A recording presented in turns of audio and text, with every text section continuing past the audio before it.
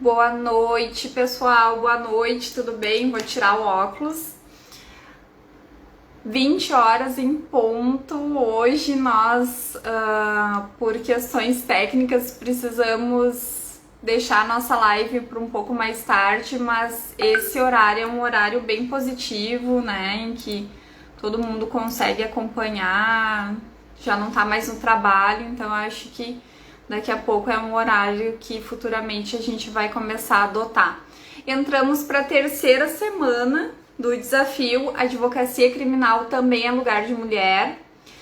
Com muita felicidade, porque nós estamos realmente recebendo feedbacks incríveis de todos vocês, de todas vocês, das advogadas e advogados, que de certa forma os conteúdos estão fazendo sentido, né? Tá contribuindo para que a pessoa saia desse mês maior e com mais conteúdo para tirar ideias para produzir conteúdos nas redes sociais, para escrever um artigo, enfim, para realmente ter uma presença, né, maior, assim. Eu acredito que de todo esse material que nós estamos produzindo, muita coisa boa e muito está contribuindo para que a gente se torne advogados de alto nível, de alta performance.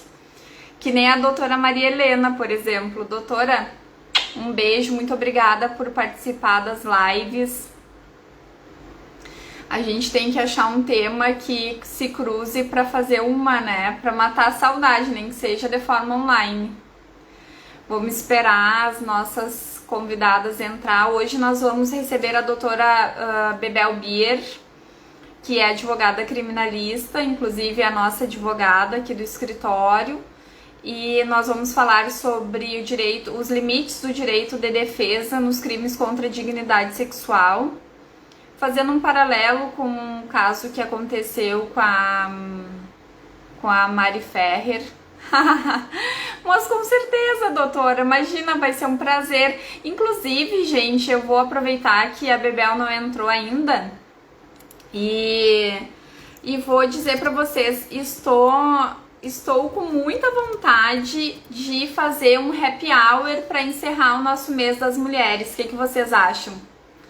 Me coloquem aqui nos comentários se vocês são parceiras. A gente daqui a pouco marca uma reunião pelo Zoom, cada um pega a sua taça de vinho só pra gente colocar a conversa em dia. O que vocês acham?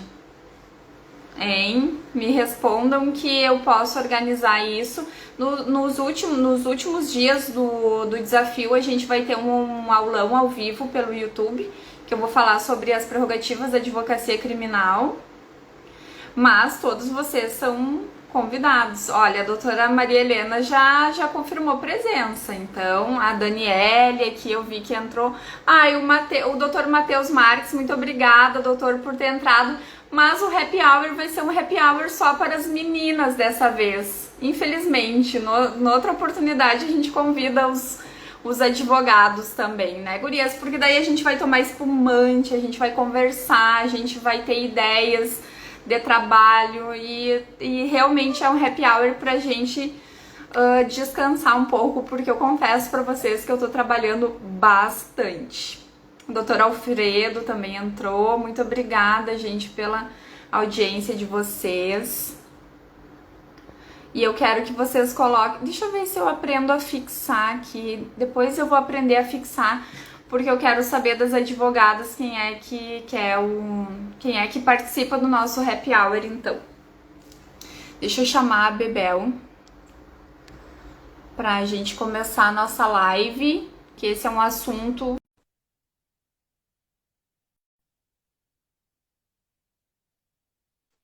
Cadê Bebel, minha irmã? Oi, minha querida! Oi, Thalia, Seja tudo bem? bem-vinda! Muito obrigada por ter aceito o convite de participar das lives do desafio, É né? um Advocacia desafio para mim Criminal também. também é lugar de mulher.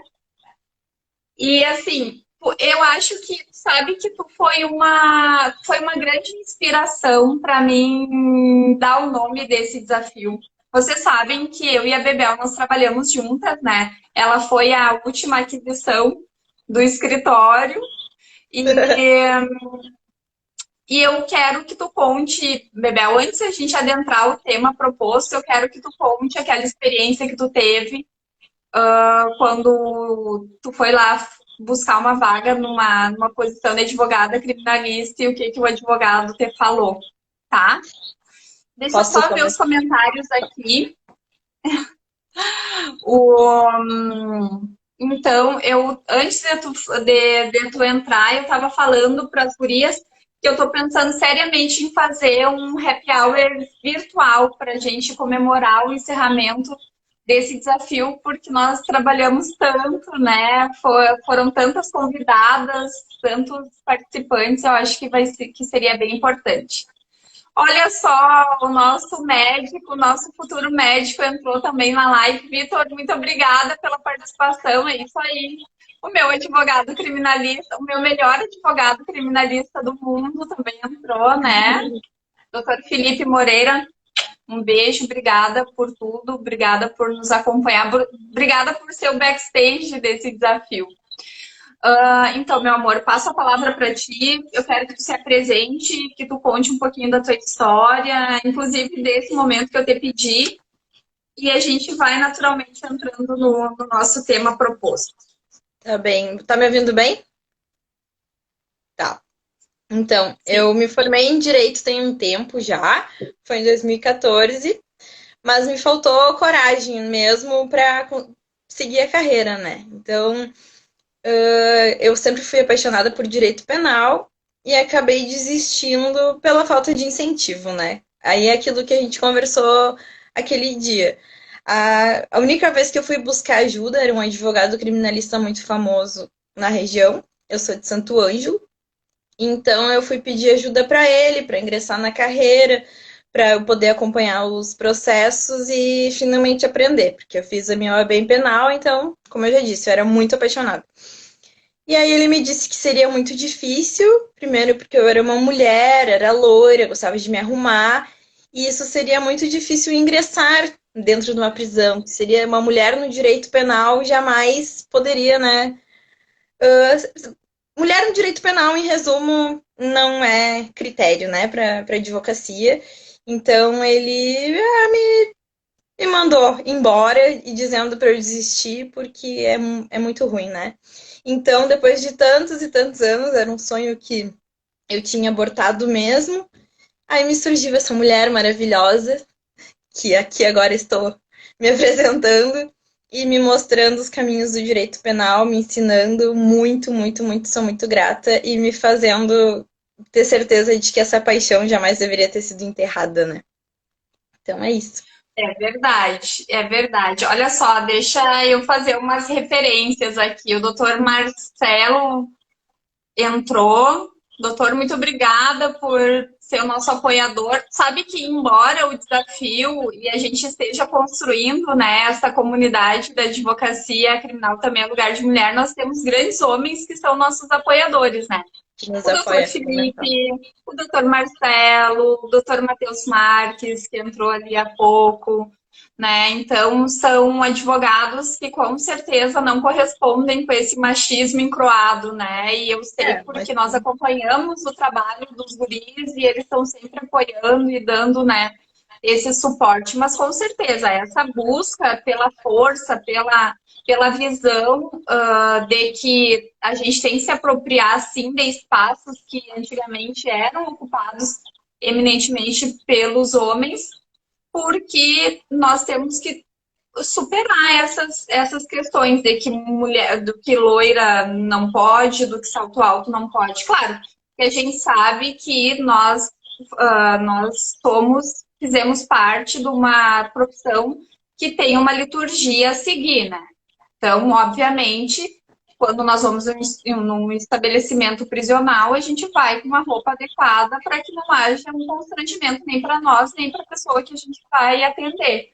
Mas aí é que tá. Há uma subjetividade, né? E nós presenciamos isso com uma colega há pouco tempo. Qual é qual é o dress code? O que que pode, o que que não pode dentro dos estabelecimentos prisionais? Isso tem que ficar muito claro, né? A gente briga tanto no direito penal, no direito processual penal, sobre a clareza das regras do jogo, e quando uma advogada, qual roupa de fato pode ir ou não pode num presídio, né? Isso eu acho que cabe também nós, a nossa classe, se reunir e pedir uma manifestação para a própria SUSEP, né, que aqui no Presídio Central é a responsável, para que eles se manifestem a respeito de do que de fato, qual é a roupa que a pessoa pode usar, né. Deixa eu só a Patrícia dizendo que está passada, realmente. Ai, muito obrigada, gente. Obrigada. A Júlia Fornari entrou na nossa live, a nossa popstar. Muito obrigada, Júlia, pela presença. Ela vai estar fazendo live comigo também amanhã. Mas assim, Bebel, o que eu quero te dizer, e é importante a gente falar para as pessoas, porque o que acontece? Eu sou uma pessoa eu sou uma mulher que eu sofri todos os tipos de preconceito que tu possa imaginar. E esses preconceitos que eu sofri, inclusive de outras mulheres, eu fiz um combustível às avessas para mim.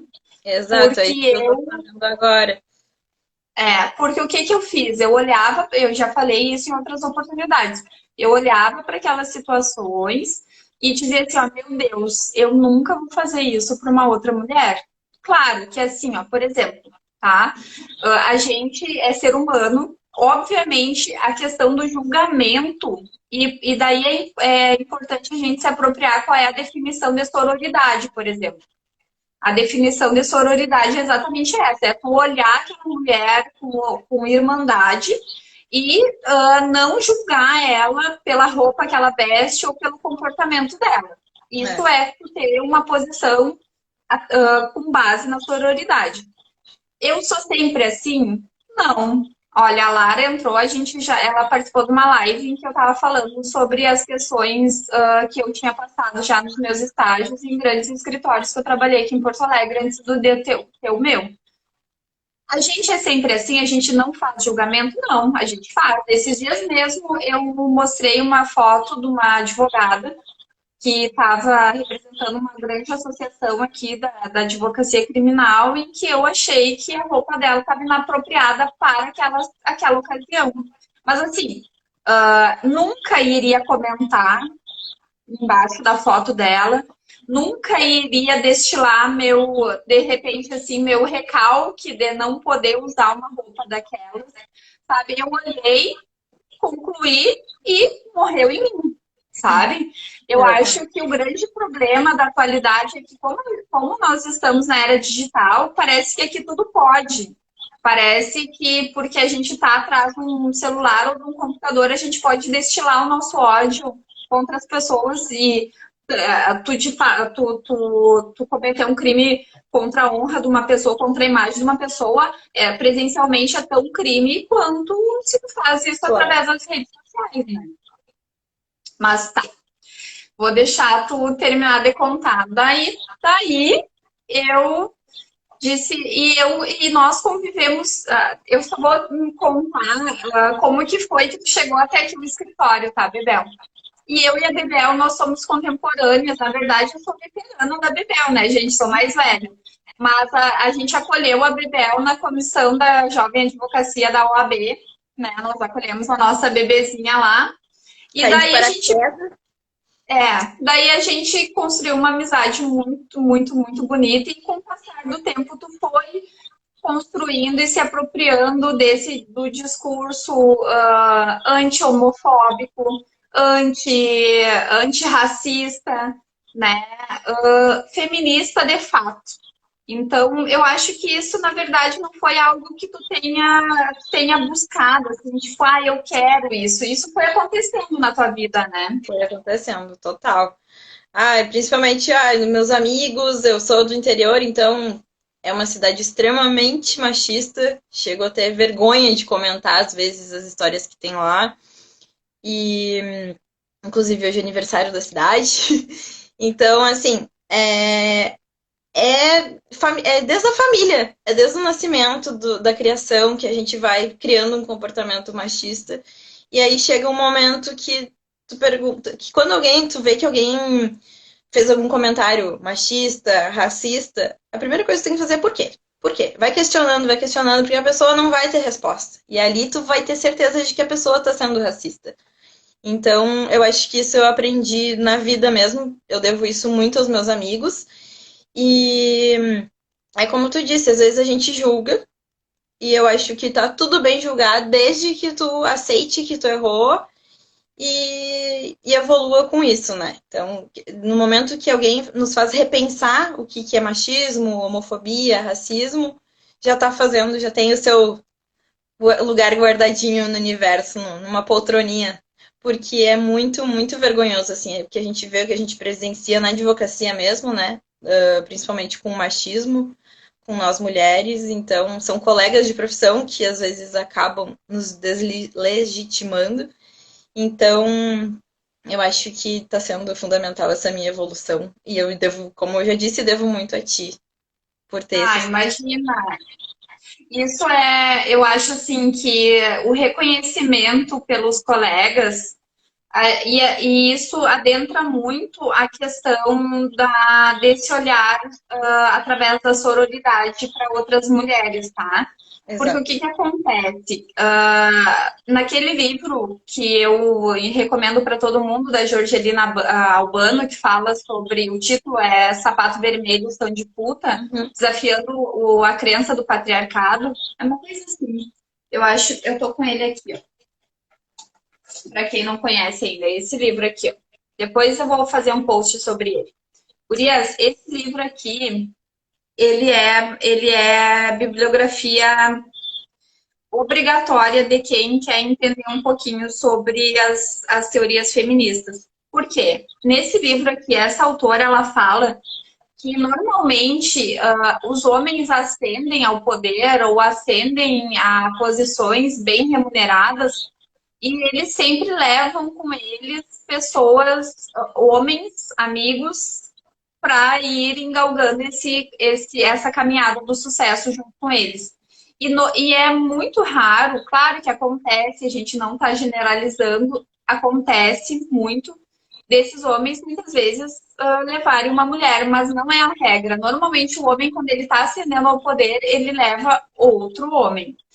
E quando essas mulheres, antigamente, eu acho que o nosso movimento feminista ele está tomando contornos que as mulheres estão cuidando para pensar sobre essas questões.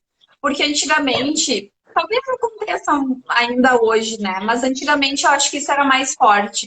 As mulheres, elas ascendiam ao poder, mas elas não estendiam a mão para outra mulher. Muito Exato. antes, pelo contrário, sabe? Porque essa questão assim encroada sobre do patriarcado, de que a mulher é concorrente de outra mulher, que as mulheres não gostam de outras mulheres, isso foi algo que foi implementado na nossa matriz, sabe? E é algo que a gente tem que superar. Porque se for parar para pensar, uma das pessoas mais importantes da nossa vida é a mulher, é uma mãe. Ou é uma mãe biológica que te deu a vida, ou é uma mãe que te criou e que fez com que tu sobrevivesse, sabe? Então eu fico realmente impactada quando ainda hoje eu ouço uma mulher falar, não, eu não gosto de trabalhar com mulher, não, eu não gosto de conviver com mulher. E por Dói incrível que pareça, mesmo. tem. Tem Dói, muito. né? Chega a ser uma dor física. Mas assim, gurias, isso foi importante para a gente apresentar a Bebel, porque certamente vocês vão ter mais contato com ela aqui nas redes sociais. Então é importante, e eu te falei hoje, né? Eu acho que de fato tu tem que se apropriar de quem tu realmente é, sabe, Bebel? Tu é essa mulher que tem uma postura política, tu tem uma postura antirracista, anti-homofóbica, feminista, e tu é uma advogada criminalista. Isso tudo está muito interligado. E daí, e por que que eu te convidei como como feminista para discutir um tema sobre o direito de defesa nos crimes sexuais, tomando por base o que aconteceu na audiência da Mari Ferrer, tá? Porque assim, existe um limite, isso a gente vai, eu até propus ali quando eu postei o nosso card. Eu vou fazer algumas análises como processualista, tá? E tu vai fazer algumas análises como feminista. Por quê? Eu já defendi, e isso é uma quebra de tabu para mim mesma, eu já defendi inúmeras pessoas que foram acusadas de praticar o crime de estupro. Por quê? Porque, embora eu seja uma advogada mulher, talvez, e hoje eu posso afirmar com um pouco mais de certeza, que talvez eu seja mais processualista, nesse sentido, pelo menos, do que feminista, tá? E depois eu vou colocar minha posição e tu vai dizer se tu concorda. Porque o que acontece? Embora a gente saiba, e a professora Soraya Mendes, ela traz nesse livro dela aqui, ó, não sei se o pessoal está conseguindo ver, Processo Penal Feminista, eu até estou estudando ele, que eu vou dar uma palestra essa semana. Ela traz nesse livro algumas questões que ela coloca sobre a necessidade da valoração diferenciada para a palavra da vítima nos casos de crimes contra a dignidade sexual. E ela faz um contraponto com relação ao garantismo de Ferraioli, porque, na verdade, toda a epistemologia, ou seja, todo o conhecimento, porque eu até anotei, tá, gente? Porque a ideia é falar de uma forma técnica, mas eu também quero esclarecer alguns termos que, de repente, o pessoal não é da área jurídica, não é da área acadêmica, fica perdido. Mas o que é uma epistemologia? É toda noção ou ideia refletida ou não sobre as condições do que conta como conhecimento válido, tá? E a doutora Soraya, ela fala que esse conhecimento que é trazido nas ciências criminais, especialmente no que se refere ao garantismo de Ferraioli, ele é todo fundamentado nos países europeus, o que é completamente da realidade brasileira, né? Nós sabemos que as diferenças sociais que as mulheres têm aqui no Brasil, o acesso à renda as mulheres têm muito menos acesso a dinheiro do que os homens. Pasmem, mas o mundo inteiro tem milhões, milhares e milhares de mulheres que têm sequer uma conta bancária ativa, tá? Então, os níveis de oportunidade de alavancar na carreira, de seguir os estudos, é muito difícil. O Brasil, só para vocês terem uma ideia, o Brasil é o pior país para nascer menina da América Latina, tá? Então, quando imagina, chega uma mulher, muitas vezes negra, periférica, né? Como tantas que devem ter passado por alguma situação, ou de estupro, ou de importunação sexual, enfim. Imagina, faça o exercício da empatia. Uma mulher negra, periférica, né?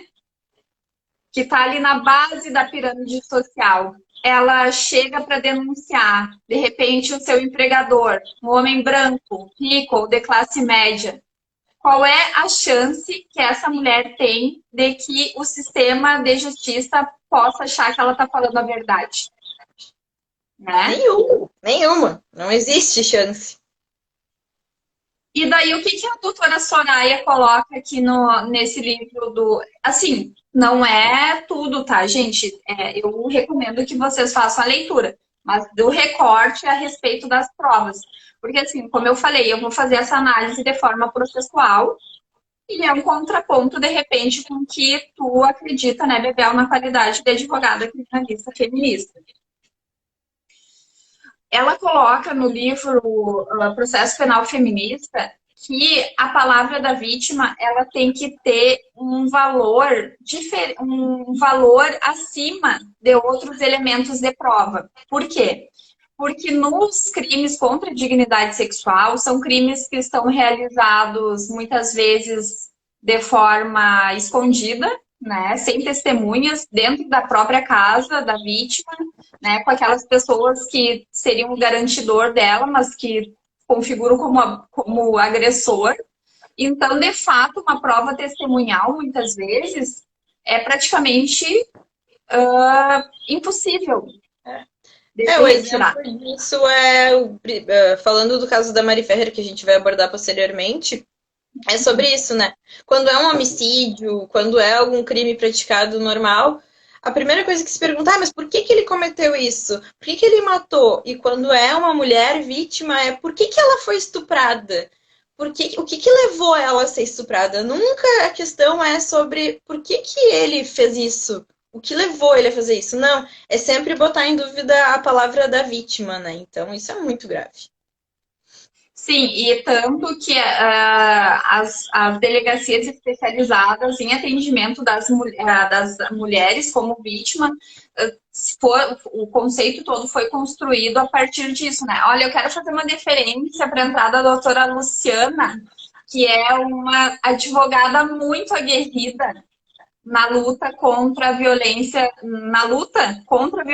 contra as mulheres. Doutora, muito obrigada por participar. É realmente uma honra poder estar contigo, nem que seja online, né? E eu também quero agradecer a Daiane, minha colega de faculdade, grande advogada, doutor Vinícius. Muito obrigada, gente. Vini, meu colega A de faculdade, Ju, muito a Ju, minha obrigada amiga, por tá todo mundo participar. dando apoio aqui.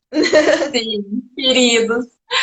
Então, assim, a questão da especialidade das delegacias especializadas ocorreu nesse contexto, né? Que muitas vezes as mulheres chegavam lá para fazer essa denúncia e o policial olhava e dizia assim, nada contra os policiais, tá, gente? Isso é herança de uma sociedade fundamentada no patriarcado, né? E no machismo. Então, mas os policiais olhavam, mas que roupa tu tava? O que que tu fez?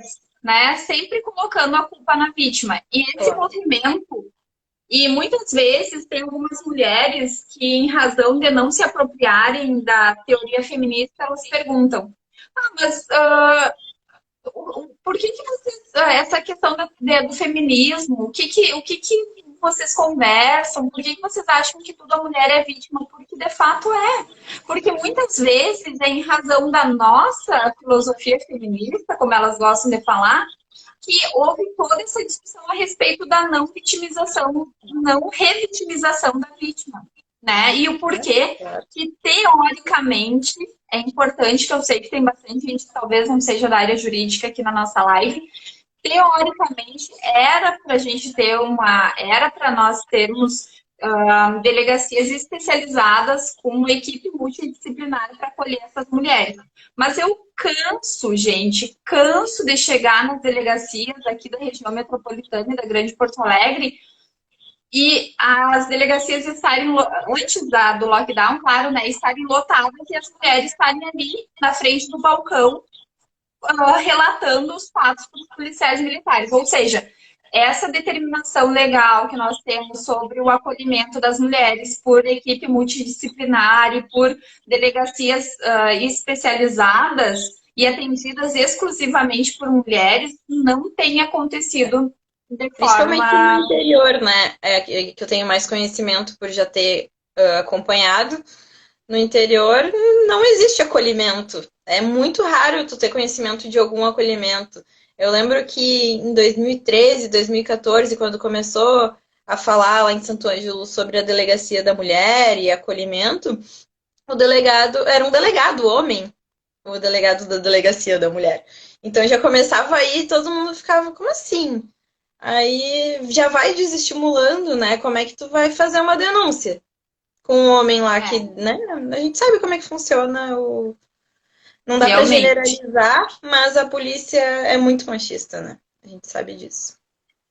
E assim, é a falta de estrutura. Claro que nós sabemos que tem uma ausência de recurso, que tudo precisa de dinheiro, de fato tem. É por isso que nós falamos assim, que o direito penal ele não é o solucionador de todas as mazelas, ele na verdade é a última rastro, é o último recurso que o Estado teria que se utilizar para fazer com que a paz social retornasse. Mas o que a gente vê? A gente vê um Estado com as polícias totalmente sucateadas, né? Não tem estrutura para ter não tem uma estrutura de recurso financeiro para terem as equipes multidisciplinares. Então, realmente isso acaba sendo um problema que é político, que é por falta de gestão na coisa pública e que não chega no ponto em que a vítima está ali, sabe? Isso é um problema, tá, gente? Mas assim, isso é isso é a realidade. Por isso que nesse livro aqui, eles falam, nesse livro aqui, ó, da doutora Soraya Mendes, que é o Processo Penal Feminista, eles falam que, na verdade, não, o objetivismo epistêmico, ou seja, aquela verdade que é trazido nas áreas acadêmicas como uma verdade absoluta, ele desconhece a vida nua e crua. Porque se a gente for parar para pegar as legislações que falam sobre o combate à violência contra a mulher, a própria Lei Maria da Penha, ou essas questões, né, do combate à violência do estupro, é tudo lindo.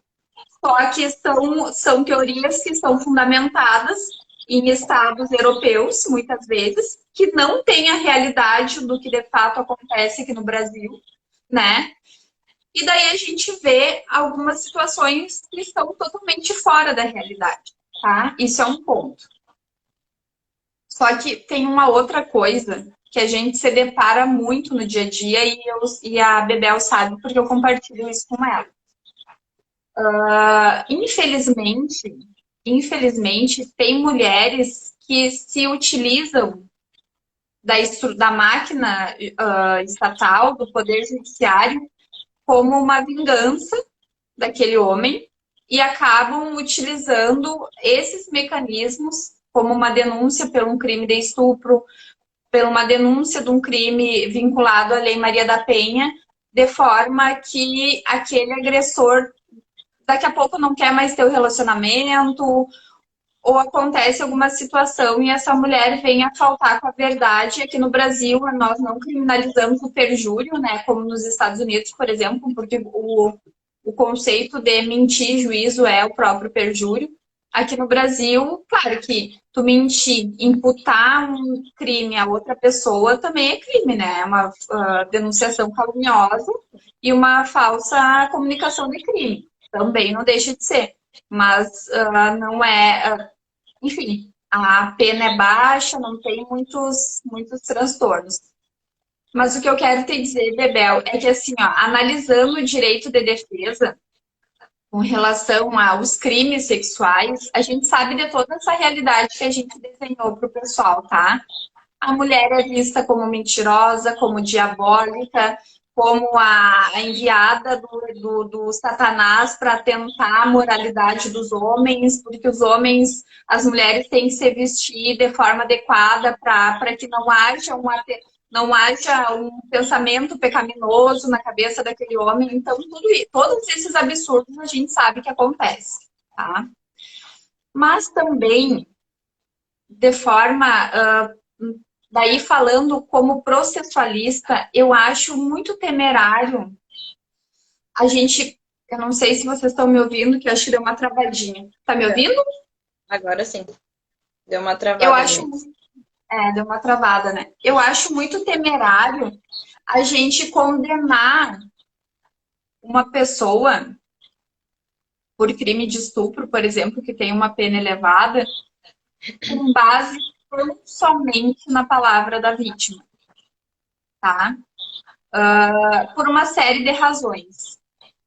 Porque o que acontece? Eu mesma, há uns meses atrás, eu fui advogada de defesa de uma pessoa que estava sendo acusada pelo crime de estupro. em que depois de todo o processo judicial, onde houve laudo psicológico da vítima, que era uma menor inimputável, tá? Que foi por estupro de estupro contra vulnerável, tá? Houve toda a realização do inquérito policial, a oitiva dessa vítima em sede policial, a oitiva dessa vítima em sede de laudo psicológico, o laudo pericial médico que constatou que a menina ainda era virgem, tá? Toda uma questão, um atendimento psicossocial com assistentes sociais para que ela prestasse os depoimentos de forma especial, conforme determina a portaria do CNJ, tudo. E eu fui contratada para atuar nesse processo quando estava em fase de alegações finais, ou seja, era a última manifestação da defesa no processo, tá? Daí eu aceitei esse processo, mesmo eu não tendo feito a instrução, porque eu achei que eu poderia, de certa forma, conseguir algo, sabe? E daí eu analisei o processo e me chamou muita atenção o laudo médico constatar que a menina era virgem ainda, sendo que ela mencionava que ela era abusada em torno de 2 a 3 vezes por semana durante muitos anos. Por mais que tenha, daí depois vou dar a tarefa para vocês olharem na medicina legal, tem uma série de tipo de ímen, né? A mulher tem um ímen mais elástico, outras nem tanto, e tem o dúbio, que é uma partezinha que mesmo pelo exame, não se sabe se de fato a mulher é virgem ou não. E no laudo médico dela constatou que ela tinha que ela tinha o ímen intacto, mas em razão de todo o contexto, o laudo constatou que o quê? Que era um ímen dubitativo. Dubitativo é o nome dessa parte íntima da mulher. Daí eu olhei aquele laudo e disse, nossa, e o meu cliente, muito abalado, realmente falando que não tinha, que tudo isso não era verdade. E daí eu falei para ele, eu disse, olha, conversa com a família, porque tu e a mãe da vítima têm filhos em comum, a menina não era filha dele, mas a vítima tinha, o acusado tinha filhos junto com a mãe da menina. Eu disse, olha, conversa, explica o que uma falsa imputação no crime pode fazer com a tua carreira, né, com a tua vida dentro de um estabelecimento prisional, tudo o que acarreta uma pessoa ser acusada de um crime de estupro. Depois, daí ele atendeu o meu pedido, ele conversou com a família e depois dessa conversa houve uma retratação por parte da menor, esclarecendo que tudo que tinha sido colocado no processo judicial não era verdade, e ela estava tentando separar o acusado da mãe dela porque eles eram da igreja evangélica e ela não gostava daquela moralidade que eles obrigavam ela a ter. Então, gente, assim, eu não tô defendendo aqui nem dizendo que as pessoas só mentem, tá? Mas o que eu tô dizendo aqui? Que quando há uma menção de uma mulher que está sendo abusada, eu acho que a palavra da vítima é fundamento para se abrir uma investigação contra uma pessoa, tá? Mas o que eu não posso aceitar é que a palavra da vítima vá de encontro com o laudo médico, sabe? Eu acho que claro que nos crimes contra a dignidade sexual não tem muitas vezes prova testemunhal, mas contra um laudo médico é difícil, sabe? E contra, por exemplo, assim, mesmo que não haja testemunhas, como é que uma pessoa que é abusada sexualmente 2, 3 vezes por semana de forma agressiva, ela não vai ser deprimida, ela não vai ter um rendimento baixo na escola, ela não vai ter problema de comportamental de relacionamento com outras crianças. Daí podem me dizer assim, ah, mas daqui a pouco ela desenvolve a síndrome de Estocolmo, né? Que a pessoa fica apaixonada pelo agressor dela. Pode ser. Mas será que, diante de todo esse contexto, uma mãe não ia vislumbrar uma situação dessas, sabe? E daí o que, que eu falo para vocês que são advogados e que é feminista nesse caso? Eu concordo quando tu diz que a palavra da vítima tem peso. Mas como é que eu, como juíza, por exemplo, vou conseguir condenar uma pessoa só com base na palavra, Esse sabe? tipo de denunciação caluniosa, como o exemplo da menina, que abre precedente para todo tipo de defesa, né? De todos os crimes diários que acontecem, e aí acaba botando em dúvida por causa de um caso raro onde é mentira, né? E daí acaba trazendo tudo à tona. Então, como eu já disse antes, né? Desestimula a denúncia de casos diários, né? De estupro, como a gente está falando agora, como de violência doméstica também, né? Porque Sim. no caso da violência doméstica também, às vezes é só a palavra da vítima, onde ela traz toda a violência à tona. Ah, mas vai voltar com ele. Se ela vai voltar com ele, porque ela gosta dele. É mentira. Então, realmente é muito difícil trazer só a palavra da vítima, né? Mas infelizmente às vezes é só o que a gente tem, né, no caso. Eu acho assim, ó, que na verdade, eu acredito que essa conversa e a demonstração de números seja muito importante para que essas mulheres que se utilizam da máquina estatal para fazer falsa comunicação de crime, buscando uma vingança contra as pessoas, de certa forma a gente consiga demonstrar o quão nocivo isso é para a mulher que de fato está sendo abusada, entende?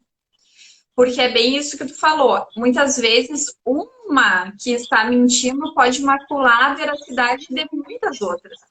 Mas eu vou mais a fundo, Bebel. Eu acho assim, ó, e o que eu tenho visto na prática da advocacia criminal é que essas mulheres que de fato são violentadas, elas não conseguem ter força para chegar até uma denúncia, sabe?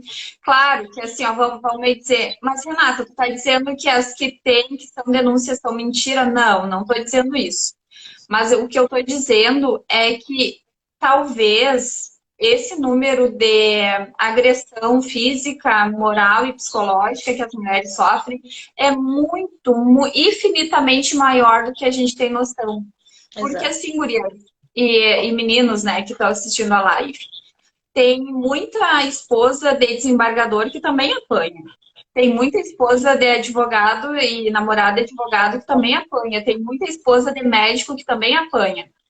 E muitas vezes essas mulheres, elas, em razão da posição social que elas ocupam, elas não denunciam.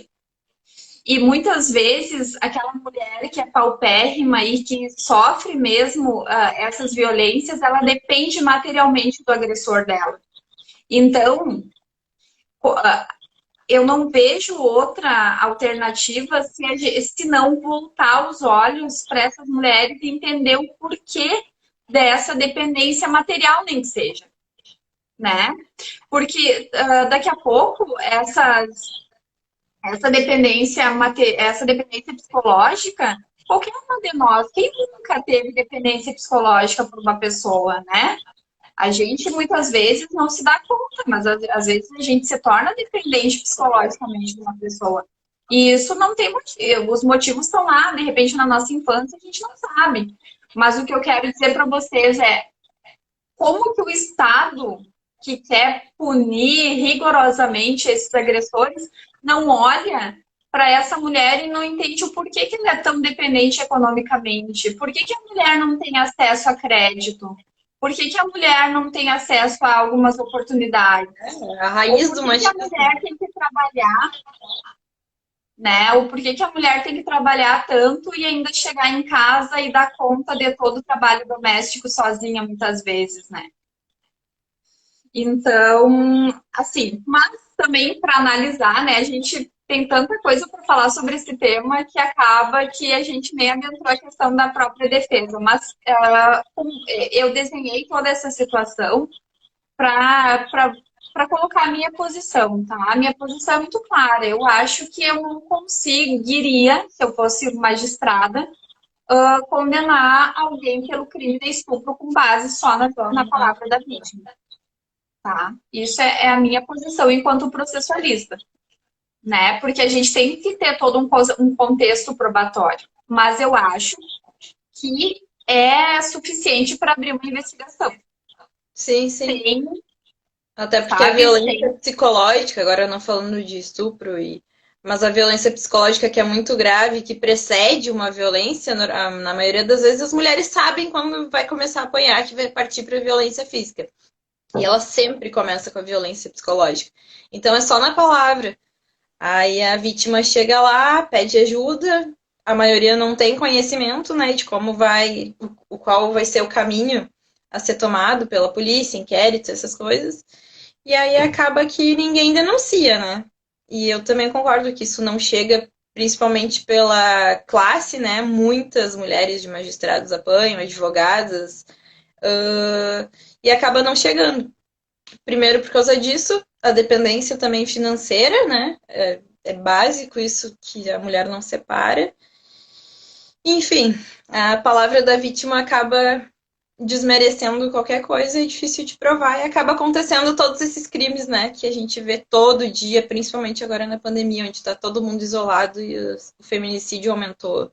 Agora eu não tenho a porcentagem exata, mas a gente conhece. Mas, assim, voltando ao caso específico, né, que nós tomamos como fundamento para analisar essas questões do limite da defesa, por que acontece? Direito de defesa é aquela previsão constitucional, né, que toda pessoa tem, que vai ser resguardado o direito da ampla defesa e do contraditório, tá? Como o advogado, e daí eu quero que vocês puxem na memória aqueles vídeos da audiência da Mari Ferrer. Porque o que aconteceu ali? Exato. Ela acusou o agressor dela de estupro de inimputável, e daí as pessoas podem pensar, mas o que é inimputável, né? O porquê que ela estaria sem a possibilidade de defesa, né? Sem a possibilidade de concatenar o que de fato estava acontecendo com ela, porque ela alegou que ela teria sido drogada em razão de que teriam colocado algo na bebida dela, sem o consentimento dela, e que ela ficou, de certa forma, sem as faculdades mentais apropriadas para evitar aquela agressão, né? Ou para evitar a agressão, ou para dar o consentimento pela relação sexual. Na verdade, isso que eu falei para vocês a respeito da palavra da vítima foi uma construção que foi feita dentro desse processo, né? E aqui a gente não está discutindo o mérito da questão, né? Lá a promotoria também falou a respeito dos laudos médicos e ainda que constatou que ela era virgem, que ela de fato tinha questões, substâncias no sangue, enfim, houve toda uma constatação probatória em que não houve uma demonstração clara e concreta de que ela teria sido agredida ou que ela teria se relacionado sexualmente sem o consentimento dela. Tá? Isso é um mérito da questão. Mas quando nós falamos sobre os limites do direito da defesa, nós queremos entender como e o porquê que um advogado homem, em que estava um magistrado homem, em que estava um promotor homem, em que estava o defensor público homem, por que eles permitiram que aquele advogado fizesse aqueles absurdos? É um absurdo, né? Eu não consegui. Eu tentei várias vezes finalizar aquele vídeo e eu não consegui, porque é horrível, é horrível. Dói como mulher. Exatamente. A professora Soraya Mendes, ela fala que aquela audiência, ela deveria ter sido anulada em razão da infração contra os direitos humanos daquela menina. Porque independente de qualquer coisa, e eu sempre falo para os meus clientes, quando eles vêm me procurar a respeito de crimes sexuais, Porque, como você sabe, a gente advoga para muitos empresários e muitas vezes os nossos clientes entram nesse tipo de confusão, né, de delito. E eu sempre esclareço muito bem para eles, porque o que que acontece? A mulher pode ser garota de programa. A mulher ela pode ter sido contratada para estar ali fazendo uma relação sexual. No momento que ela diz não, eu não quero fazer sexo anal, eu não quero fazer sexo oral, eu simplesmente não quero mais fazer. A É não. partir disso, tudo que for obrigado ou é importunação sexual, dependendo do contexto, ou é o próprio crime de estupro, porque o tipo penal do crime de estupro é a prática de atos libidinosos para satisfazer a própria lasciva. Então, o que, que acontece antigamente? Tanto que hoje homens podem ser estuprados tanto quanto mulher. Antigamente não podia, porque o tipo penal do crime de estupro era conjunção carnal entre vagina e pênis, né? E até quando as pessoas eram estupradas de forma pela via anal, também tinha essa dificuldade de enquadrar no crime de estupro em razão desse elemento do tipo, né, muito restrito. Mas o que, que eu quero dizer para vocês? Independente de qualquer passado dessa mulher, de que ela fosse de fato garota de programa, ou de qualquer coisa que desabonasse a conduta dela, quando ela diz não, Eu não, eu entende? não sei qual é a dificuldade que as pessoas têm de entender isso. Até num casamento, né? A gente vê alguns casos e é uma dificuldade absurda de entender que não é não. Simples. Exatamente. Então, nesse sentido, eu acho que, ok. E o que, que aconteceu na audiência? Aconteceu que eu nem me lembro o nome do advogado, sinceramente, ele é tão escroto, tão lixo, que eu apagou da minha mente. Mas Eu assim, até o que, que o anotei. advogado fez? O advogado tirou foto das redes sociais dela, imprimiu, chamou ela de lixo, dizendo que é Deus que me perdoe se um filho dele se relacionasse com uma mulher como ela. Gente, e eu sei que tem muitos acadêmicos de direito aqui, muitas advogadas, muitos advogados que posteriormente também vão assistir essa live. E eu quero dizer uma coisa para vocês. Não permita que isso aconteça com os seus clientes. No momento que alguém ou algum advogado começar a fazer essas insinuações ou aquele desrespeito em que a gente viu, e gente, assim, ó, é a melhor coisa quando acontece a publicização de vídeos tipo aquele, porque isso que vocês viram e que a mídia, o Brasil inteiro, o mundo inteiro viu, a gente vê todos os dias em sala de audiência. Só que eu posso garantir para vocês que na sala de audiência que eu tô, isso não acontece. Porque, Exatamente. independente de qual posição que eu tivesse naquele processo, eu não deixaria acontecer. Porque um dia é com a tua cliente e outro dia pode ser com a minha.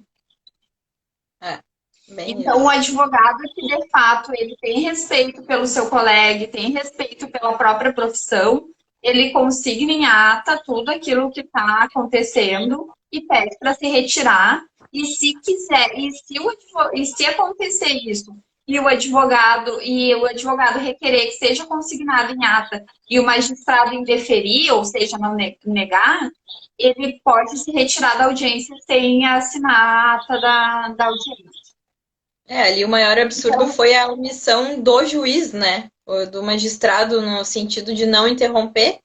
Lembrando que na oitiva, na final do André Aranha, que é o réu, que é o estuprador, criminoso, ele não foi interrompido em nenhum momento.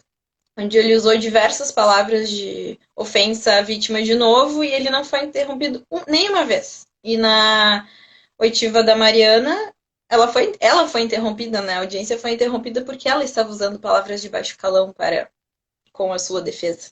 Ela se defendeu sozinha naquela audiência, porque eu não vi nem o advogado dela falando alguma coisa. pois é.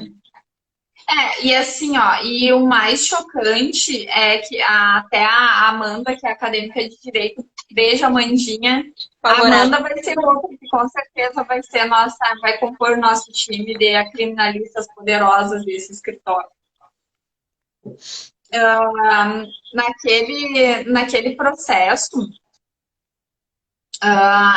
na verdade, o que foi dito, o que aconteceu lá naquela audiência demonstrou o quanto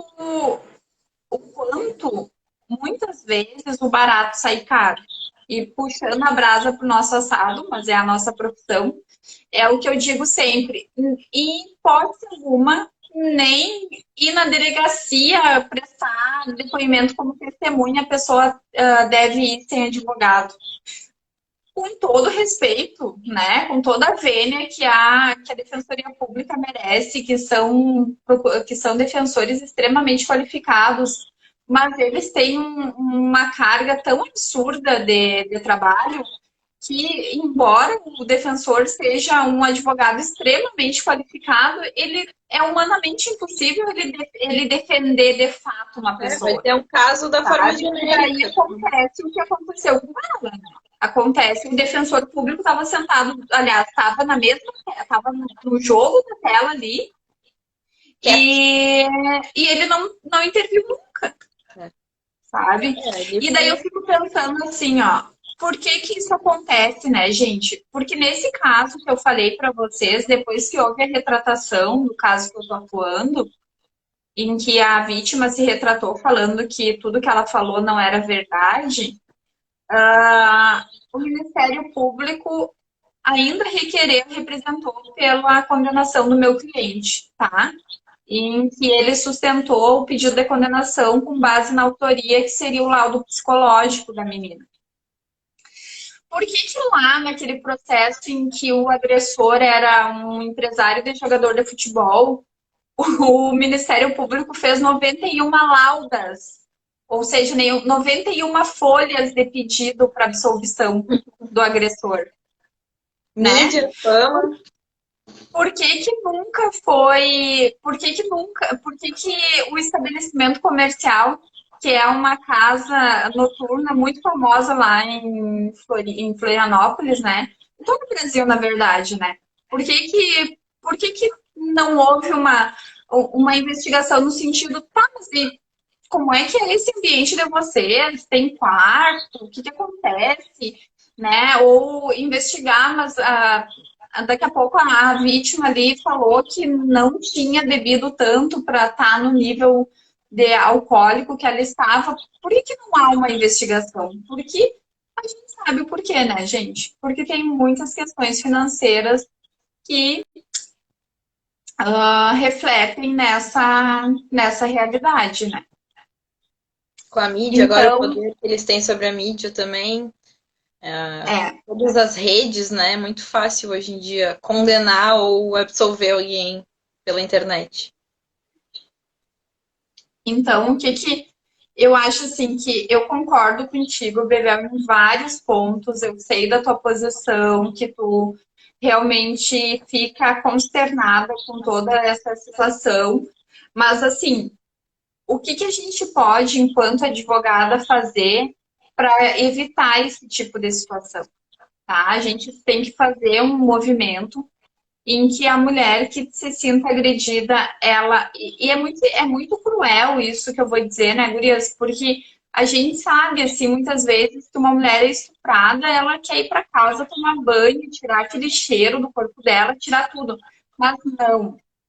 A pessoa foi agredida, vai para a delegacia, não toma banho, não se lava, não faz nada. Porque é só tomando essas medidas que, de fato, aquele cheiro vai sair do corpo dela.